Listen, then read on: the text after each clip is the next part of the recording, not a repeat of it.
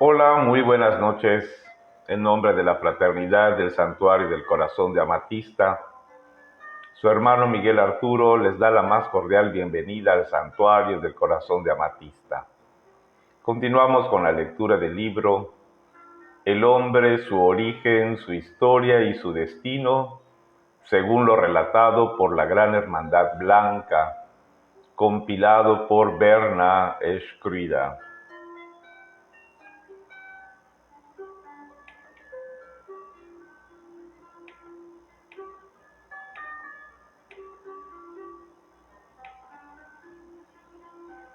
La resurrección.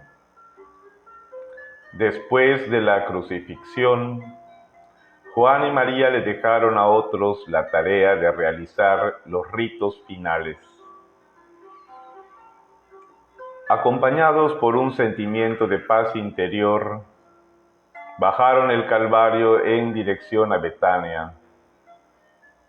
Se quedaron en el viejo molino, ubicado en las afueras del pueblo. Allí encontraron el refugio y el solaz de las presiones de eventos pasados. María pidió que la dejaran sola y durante 2 noches y un día se concentró en la actividad de la llama de la resurrección, contribuyendo a restaurar el cuerpo deshecho de Jesús. Oró durante muchas horas, finalmente quedándose dormida en su vigilia. Luego, a través de su mente, le llegó la magnífica y melodiosa voz de Gabriel. Él entró a la conciencia de ella utilizando las mismas palabras que usó cuando confirmó la mesianidad de Jesús, a saber, Salve María llena de gracia. Al principio María pensó que estaba soñando de la visitación anterior, pero Gabriel confirmó: Tu hijo ha resucitado, él es victorioso, la tumba ha sido despedazada, él ocupa su cuerpo y he venido como anunciador y protector del concepto inmaculado a traerte las primeras noticias de su victoria. María cayó de rodillas reconociendo la presencia de Gabriel, y lágrimas de gratitud corrieron por sus mejillas. El recinto se llenó de luz y se dejó sentir el aroma de lirios. Al suavizarse la brillante luz, María pudo reconocer a Jesús, vestido con la misma túnica blanca que ella le había tejido. Fue capaz hasta de reconocer su propio tejido en la basta del vestido de Jesús. Al María examinarle las facciones para asegurarse que no se trataba de un espejismo, Jesús tendió sus brazos y le habló diciendo: Madre, soy yo. María se abalanzó sobre él, tocando su túnica, pensando en besar la basta, pero él la levantó. Caminaron juntos hacia la ventana para ver el sol, al cual, como símbolo de vida y luz, ellos habían adorado y amado como una manifestación externa de Dios. Cuando María le vio las manos a Jesús, observó que todavía mostraban las cicatrices causadas por los clavos. Sin embargo, las marcas en la frente causadas por las espinas habían desaparecido. Jesús le explicó que un ser ascendido le había sugerido que conservara las marcas de las manos y en los pies, así como también la de la lanza, como medio de identificación. Jesús se fue, no sin antes explicarle que tenía que ver a Marta, a María de Magdala, a Pedro, a Santiago y a Juan, porque estaban totalmente estremecidos por la crucifixión y con mucho miedo. Antes de partir, Jesús le preguntó a María si deseaba ascender con él o si deseaba quedarse y seguir. Aparentemente, María había calificado para la ascensión al igual que Jesús. María ripostó preguntándole acerca de qué quería él que ella hiciera. Jesús respondió explicándole que se requería de un ser no ascendido para magnetizar y anclar las corrientes cósmicas para la dispensación cristiana.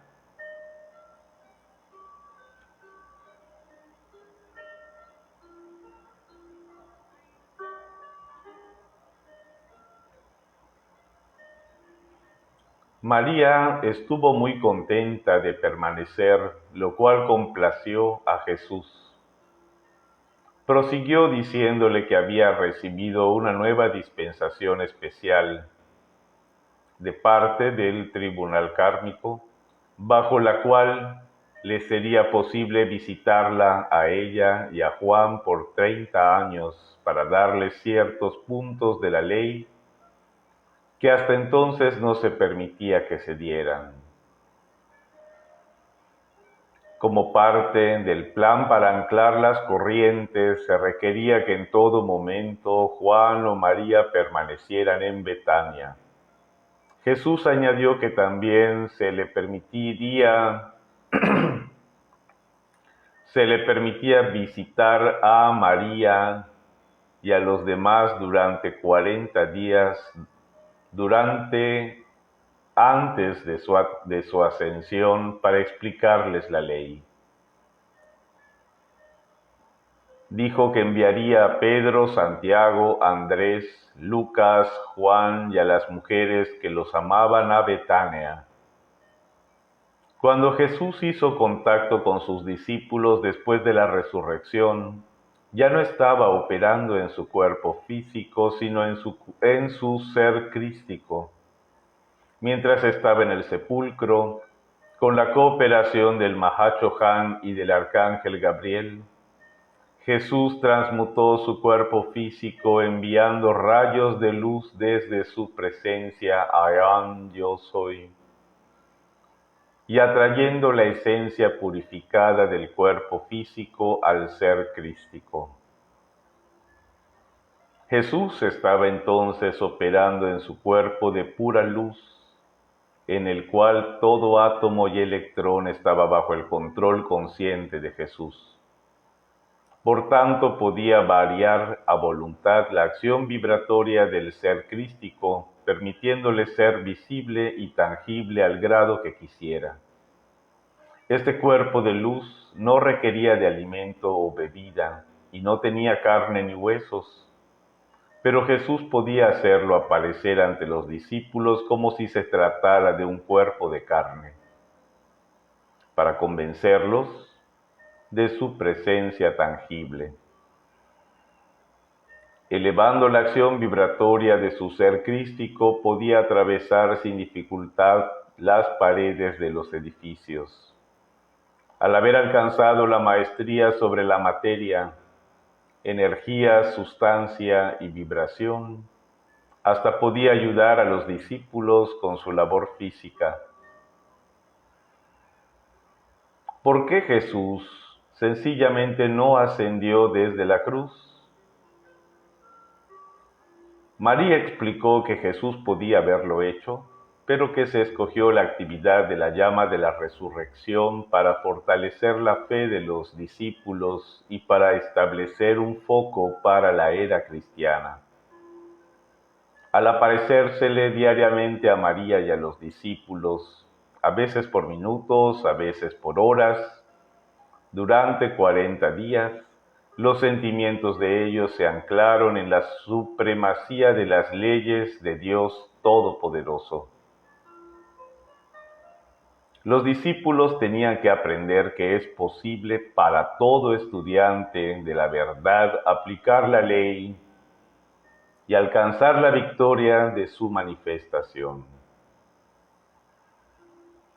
En uno de sus dictados, María afirmó que lo que uno ha hecho, todos algún día podrán hacer. Era necesario para la dispensación cristiana que se estableciera un foco que perdurara durante 2000 años en la luz, es decir, energía calificada constructivamente de Jesús y María, y el cual tuviera la vitalidad, el fuego y la fortaleza necesaria para autosostenerse cuando ambos hubieran ascendido. Se decidió remodelar las habitaciones del viejo molino, el cual estaba bastante derruido. También en vista de que se estaba utilizando como cuarto de reunión para las visitas de Jesús, tenía que acomodar a más gente. Primero se proveyó un pequeño cuarto dentro del molino para María. Luego Jesús sugirió que excavaran una zanja para irrigar el jardín de María, para ahorrarle la caminata llevando agua. Un riachuelo corría detrás del molino, contribuyendo a la paz y la belleza del escenario. María estaba interesada en hierbas, las cuales había plantado por su poder sanador. Fue así como el viejo molino se convirtió en el foco de la dispensación cristiana y María permaneció allí durante 30 años más. Jesús no solo dio consejos, sino que también ayudó con el trabajo de renovación. En una ocasión ayudó a fortalecer una viga del techo, añadiendo una columna de apoyo que acortara la luz de la misma. Pedro taló un árbol.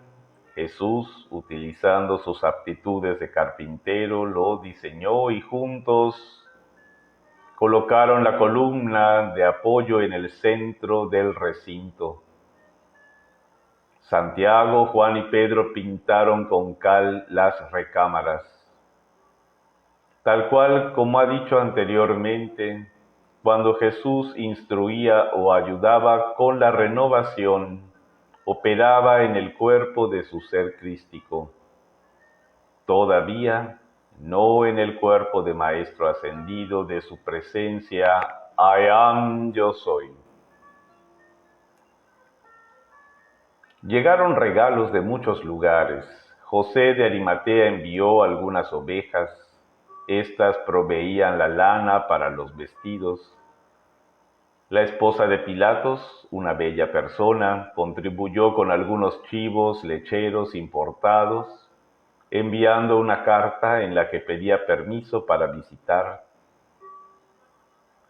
Los amigos y la familia de Judas Iscariote ofrecieron 40 higueras y olivos, las cuales fueron aceptados con agradecimiento y plantados.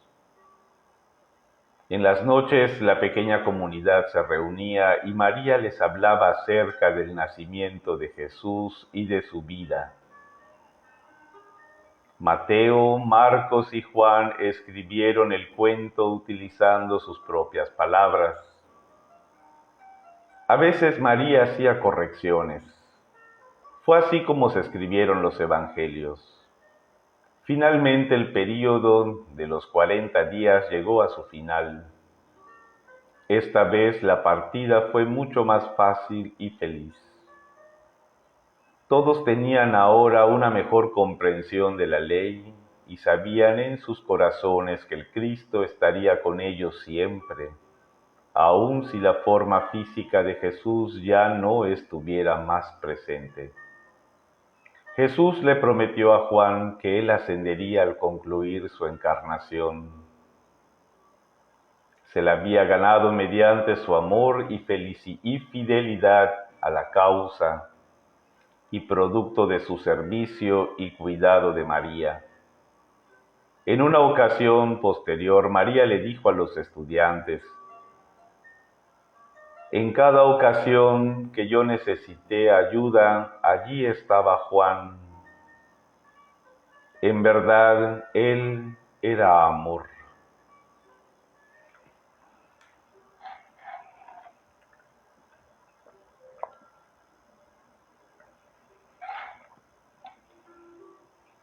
Ascensión de Jesús. Mientras que María estuvo en Betania, todos los días subía al pie de la colina, tejiendo así un patrón de luz. Al tiempo que caminaba, oraba y enviaba su amor y gratitud a Dios, haciendo invocaciones por la victoria de Jesús. Este sendero de luz perforó a través del ámbito astral, conectándose con la conciencia de Vesta. Sería sobre este sendero que más tarde Jesús caminaría en su triunfo. La elevación de energía desde el corazón de María construyó el patrón de la llama de la ascensión, que luego se utilizó para la victoria de Jesús. La dispensación que gobierna toda una raza al cambiar el ciclo de 2000 años está compuesta de las energías combinadas y entretejidas de muchas corrientes de vida concentradas. Tal fue el caso del principio de la dispensación cristiana, y tal fue el caso cuando durante los 1930 y los 1950 los maestros ascendidos Saint Germain y el Moria atrajeron corrientes de vida a la calificación constructiva de la energía en actividades grupales a fin de anclar el ciclo de 2000 años de la nueva era. La noche antes de la ascensión, Jesús le habló a María y a Juan. Les explicó que quería subir solo a la colina de Betania muy temprano por la mañana.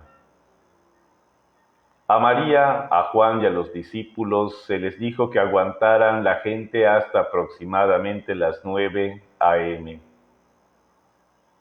Entonces todos podrían seguirlo.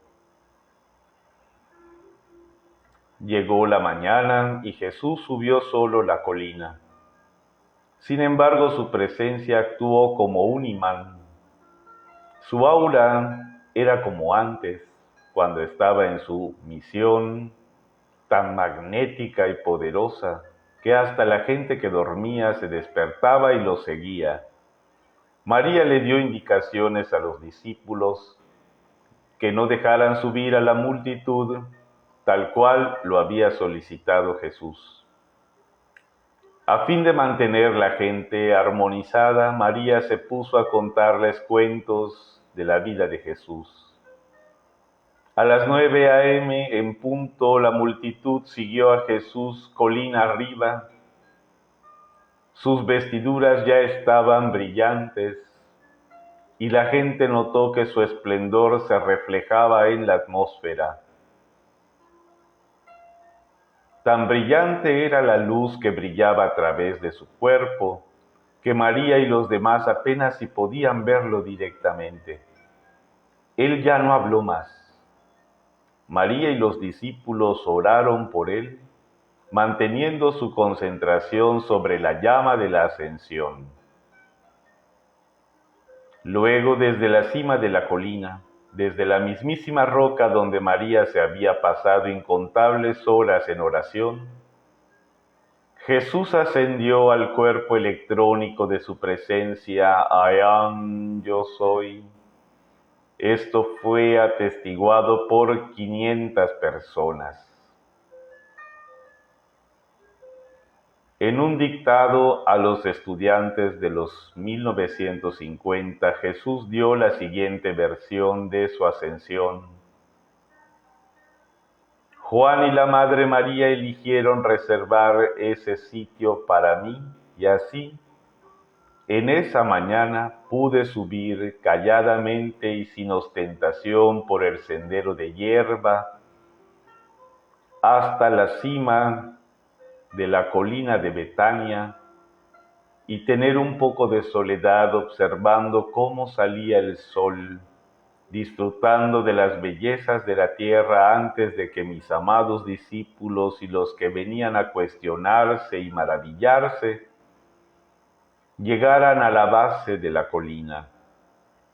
Fue así como, en ese cuerpo resucitado y en presencia de casi 500 personas, entre las cuales había muchos que no creían que tal cosa fuera posible, pude acelerar la acción vibratoria de esa forma resucitada y con la gran asistencia de la poderosa fuerza de oración que mi madre había establecido a lo largo de sus años de oración en la colina de Betania, junto con la gran asistencia de mi propia presencia, I Am, Yo Soy, la ascensión se manifestó públicamente.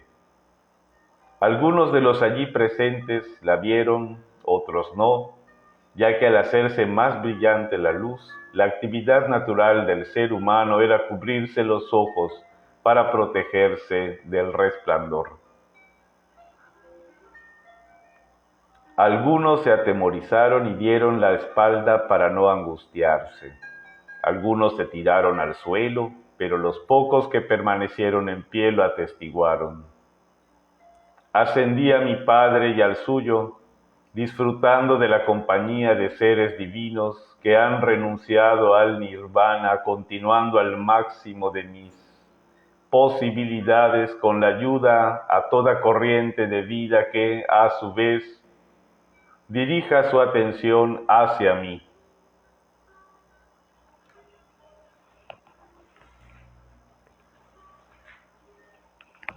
En un dictado de los 1950, Jesús le dijo a los estudiantes que cuando él subió a la colina en Betania, todavía podía escoger permanecer en la tierra.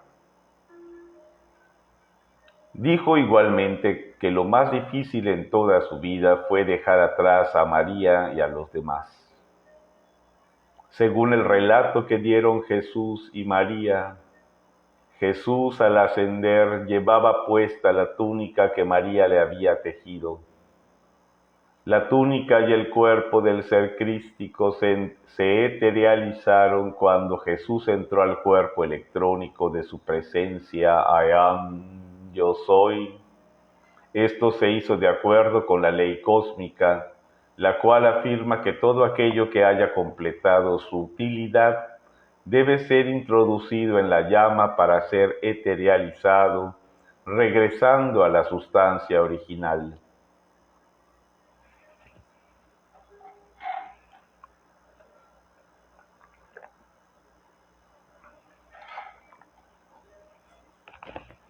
Pentecostés. Después de la crucifixión y la resurrección, el gobierno romano y el Sanedrín, es decir, los altos sacerdotes, quedaron contentos y satisfechos. Se sentían seguros de haber dado fin a esta amenaza a su autoridad.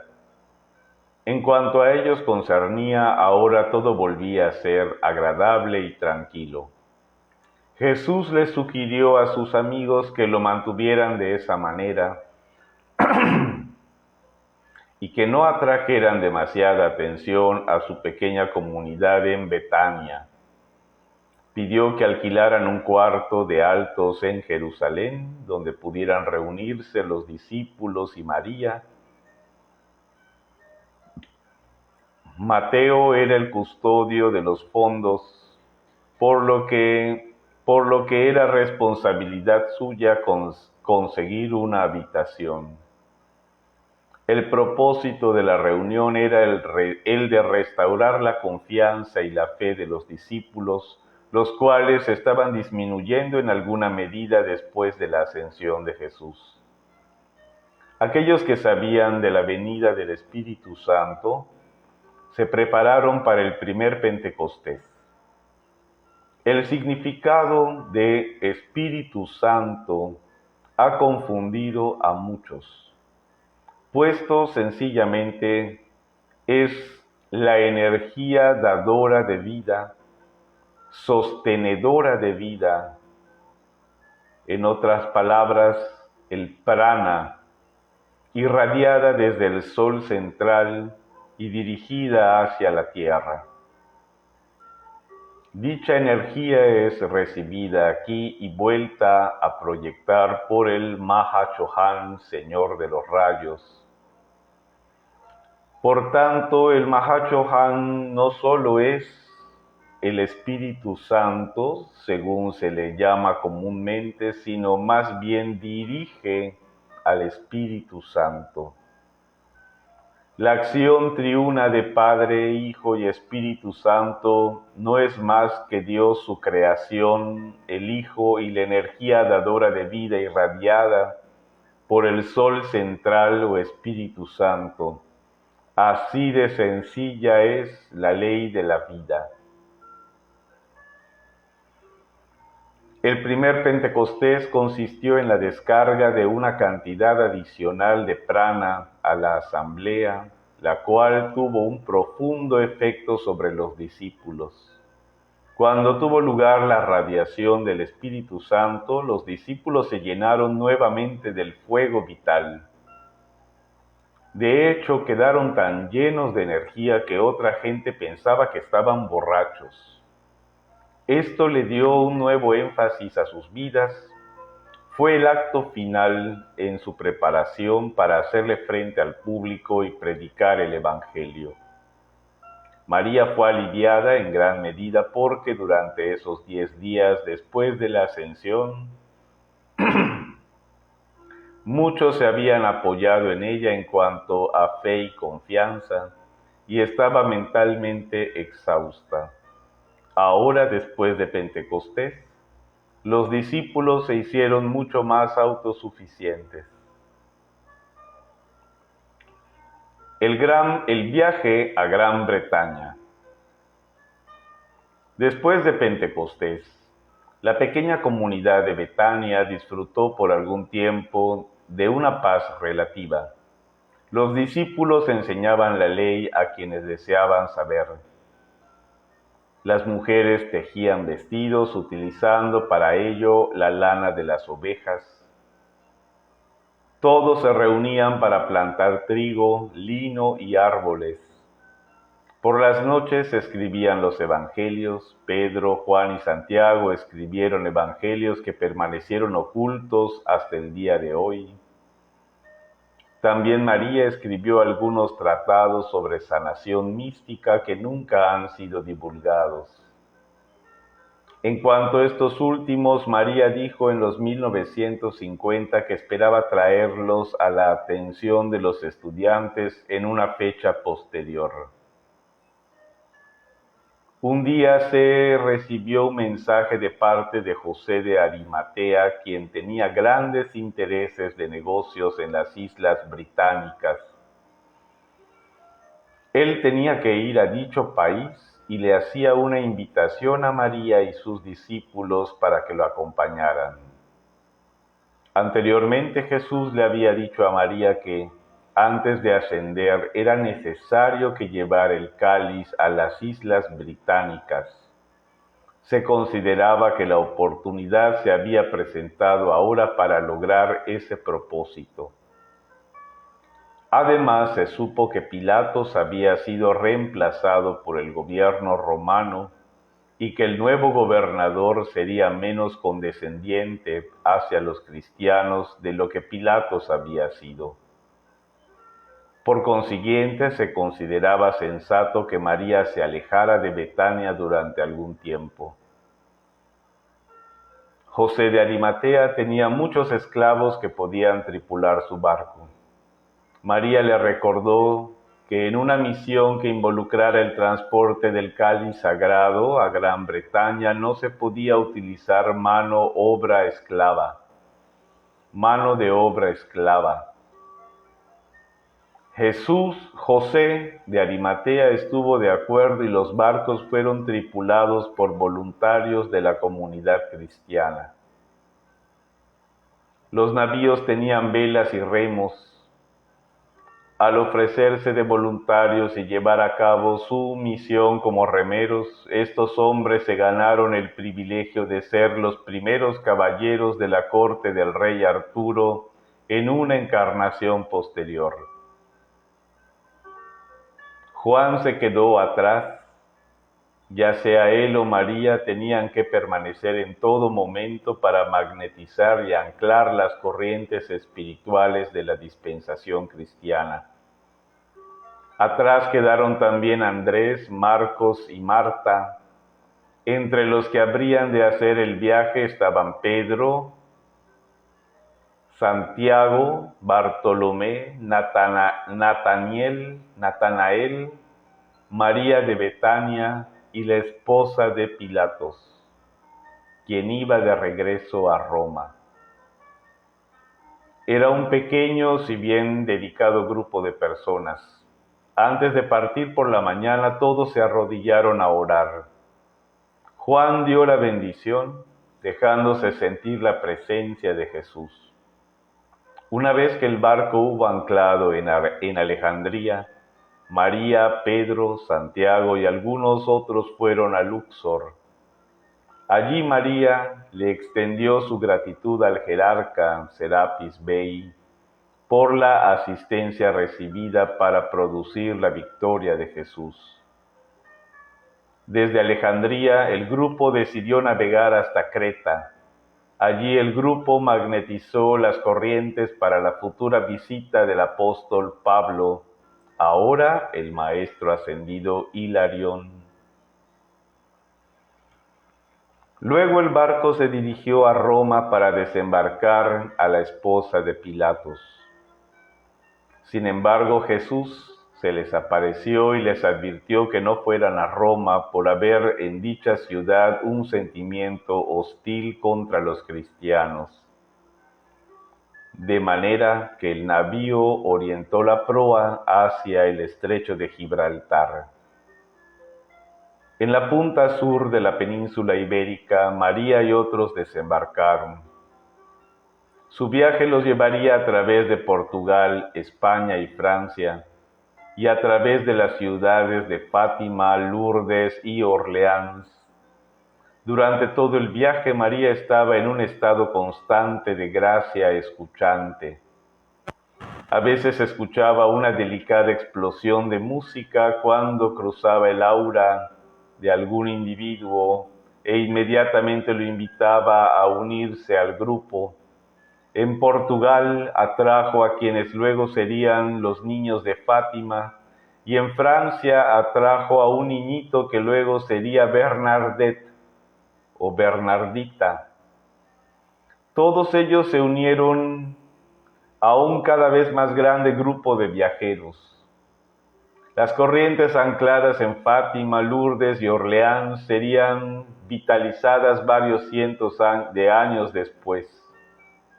Durante ese tiempo posterior, cuando María apareció su luminosa presencia en Fátima y Lourdes, se hicieron posible muchas sanaciones, visitaciones y contactos con niños por los anclajes espirituales. Los niños que vieron a María aceptaron su presencia. María explicó que la conciencia limitada de los niños imposibilitaba que ella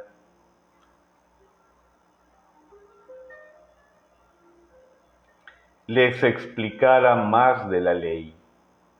Cruzar los Pirineos resultó difícil. Se hizo en parte a pie y en parte a lomo de burro. Cuando el grupo llegó al norte de Francia, se reunieron con José de Arimatea y juntos cruzaron el canal. Al llegar a Gran Bretaña, María llevó el cáliz a tierra. Sobrecogidos por un sentimiento de gratitud, todos se arrodillaron en la arena. Al estar allí de rodillas, Jesús se les apareció y dio la primera bendición y ceremonia del Santo Grial. El rey Arturo de la Mesa Redonda se sintonizó más tarde con este registro etérico. Dejaron el cáliz en Glastonbury. María y su grupo permanecieron allí durante algún tiempo haciendo ciertos registros para un futuro.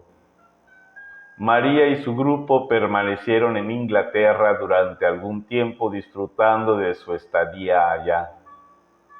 Más adelante en ese país, Francis Bacon, ahora el amado Maestro Ascendido Saint Germain, experimentó el deseo de establecer unos Estados Unidos de Europa, con la esperanza de tener éxito de extenderlo al resto del mundo.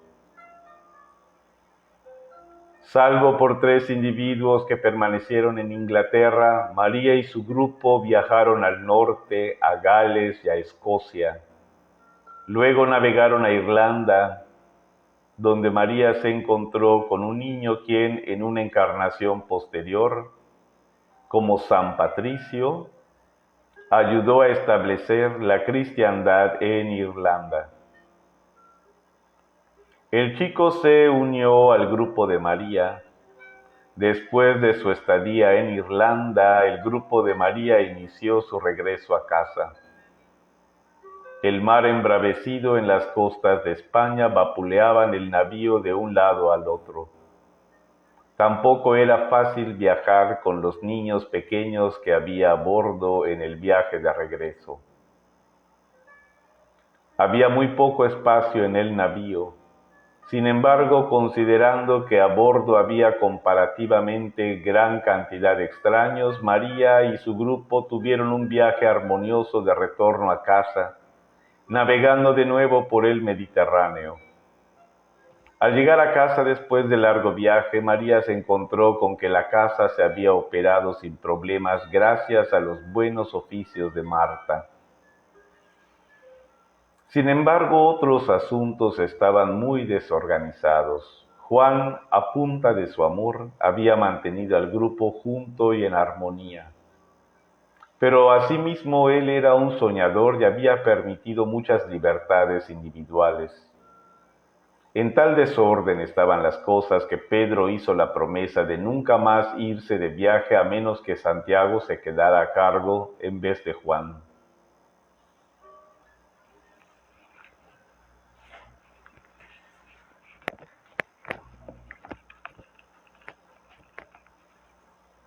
María la pacificadora.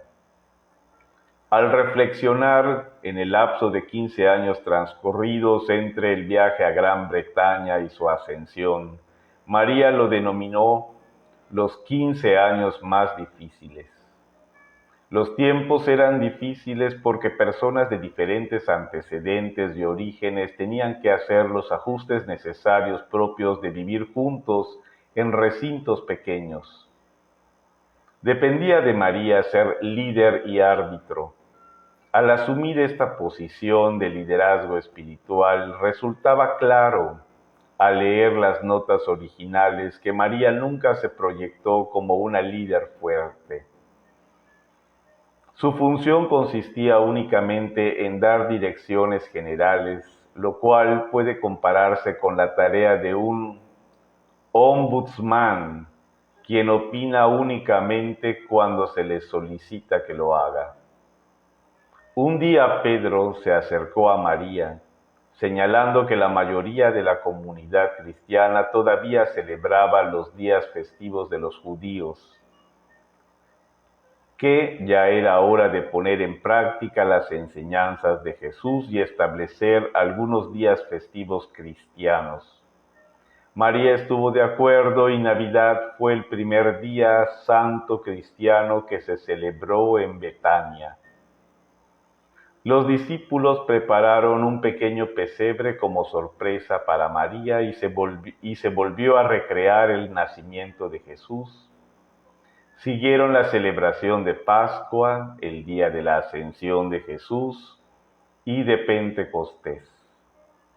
En otra ocasión, Pedro entró furibundo en la habitación de María, dijo que unos infieles de India acababan de pintar un sol sobre la recién pintada pared de la casa y lo estaba adorando. María investigó y encontró un gran sol simbólico de Osiris. Explicó que el sol para esta gente era un símbolo de vida y que estaban honrando un símbolo sin adorarlo, de la misma manera que los discípulos honraban a Jesús sin adorarlo. María le pidió entonces a Pedro que se reuniera con Andrés y pintara de blanco el símbolo de Osiris, ofreciéndose a darle a los hindúes algunas semillas de girasol. Podrían plantarlas contra la casa y los girasoles servirían como símbolos del sol. Todos quedaron complacidos por este acuerdo. Otros hindúes también causaron problemas. Se sentaban todo el día en el patio y no se movían de allí. Los discípulos tenían un entendimiento de que todo aquel que fuera a participar de la comida tenía que contribuir a la carga de trabajo general de la comunidad. Se generó algo de resentimiento contra los hombres del lejano oriente que se sentaban todo el día sin hacer nada. Una vez más vino María al rescate. Le explicó a los discípulos que estos hombres habían venido desde muy lejos solo a recibir la radiación de Jesús, lo cual era la basta de su vestido. Ellos, por otra parte, habían tenido el privilegio de vivir con Jesús y conocerlo mientras se encontraba en este plano. Los discípulos quedaron satisfechos y le dieron a los hombres de India toda índole de comida, más de la que deseaban. A menudo, después de que los discípulos y los apóstoles regresaban de sus largos viajes, encontraban que las arenas calientes les habían resquebrajado los pies.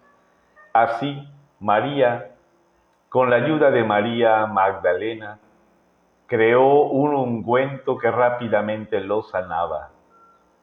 María Magdalena estaba muy interesada en los perfumes. A Pedro eso no le gustaba y le pidió a María que hiciera algo al respecto de esa práctica mundana. Una vez más, María actuó como pacificadora. Sugirió que pusieran perfume en el ungüento para los pies. Todos estuvieron de acuerdo que se trataba de una buena idea. Se daban también las pruebas y tribulaciones del diario vivir, así como también tiempos felices cuando llegaban visitantes de todas partes del mundo. Se daban las felices comuniones de María y Juan en la cima de la colina de Betania y las que María denominaba la otra clase de experiencias. Algunas noches Pedro, Andrés y Santiago se ponían a hablar. Andrés y Santiago querían un cambio de rutina. Añoraban la fresca brisa del mar de Galilea y querían ir allá a pescar, a lo cual Pedro se oponía. María sugirió que fueran juntos, predicaran el Evangelio y suspendieran la pesca, ya que ahora eran pescadores de hombres. Los tres estuvieron de acuerdo y se fueron tomados del brazo rumbo a Galilea. Un día la bella esposa de Pilato acudió a María, quejándose de que Pedro le había cortado la cabeza a una estatua que representaba a Apolo. Cuando le preguntó a Pedro que por qué había hecho eso, contestó que pensaba que los dioses romanos no tenían cabida en la comunidad. María le pidió a Pedro que restableciera la cabeza, ya que la figura solamente representaba amor y belleza. Debido a su entrenamiento antes de encarnar, María tuvo alguna experiencia con los elementales. Ella sabía que las abejas responden a ciertos sonidos. María traía las abejas con el sonido que se produce al golpear artefactos de bronce. De esta manera todos disfrutaban de la miel que acompañaba al pan sin levadura. Veamos quién llama.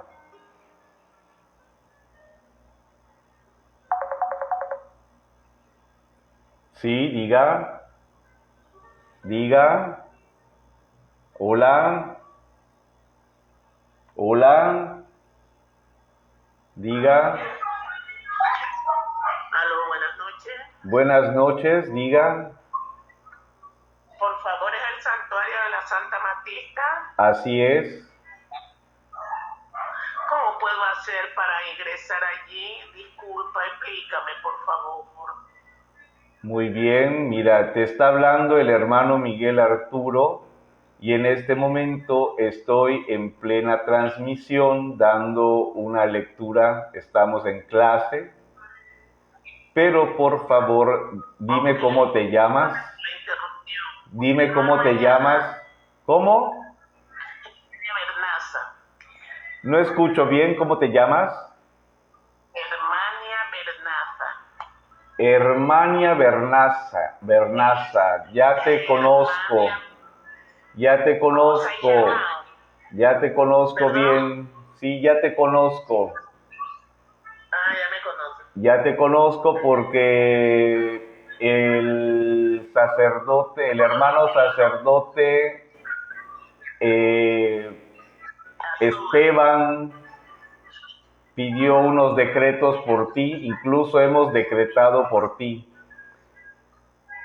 Ahora, mira, por el momento vamos a tener que finalizar esta llamada y te voy a ingresar en el grupo del WhatsApp para que puedas acceder a las transmisiones de las clases, ¿sí? ¿Estás de acuerdo? Ok. Muy bien. Sí, estoy. Muy Pero puede bien. ser a partir de mañana. Pues sí, porque hoy ya vamos a finalizar, ¿sí? Mira, yo finalizo en unos cuantos minutos la clase porque estoy en línea en este momento, estoy transmitiendo. Y te agrego al grupo del WhatsApp y te escribo un mensaje para darte a conocer que ya estás inscrita. Muy bien. ¿Y el sacerdote Azul López no está por ahí?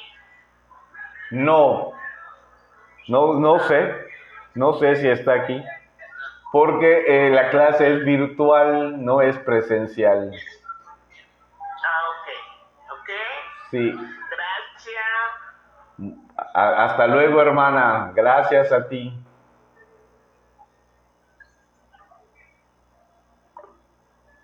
Así estoy todo el día.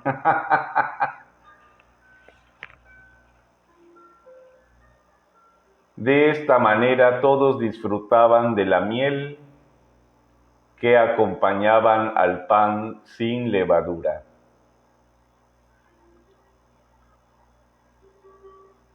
Muy bien, hermanos, pues vamos a dejar aquí la enseñanza.